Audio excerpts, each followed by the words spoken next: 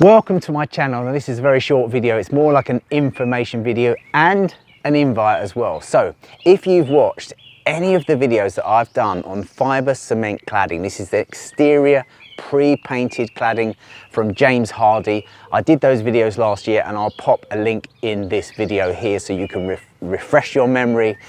And you thought to yourself, I'd like to look into that. Now is your chance. So James Hardie have actually got a roadshow which is travelling up and down the country where they're visiting builders merchants and they're showing you exactly the product range and letting you have a go and do some training.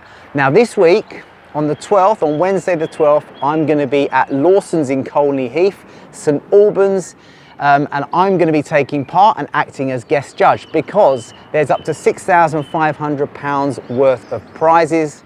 And these can be won by taking part, having a go at the rig that they've set up, seeing how fast you can install the starter trim, 3 courses, fix them, and some tapes, and you will be entered. Okay, so make sure, if you've thought about fibre cement, you want to look at the cladding ranges, come along. It's really worthwhile to sort of bring yourself up to speed as well.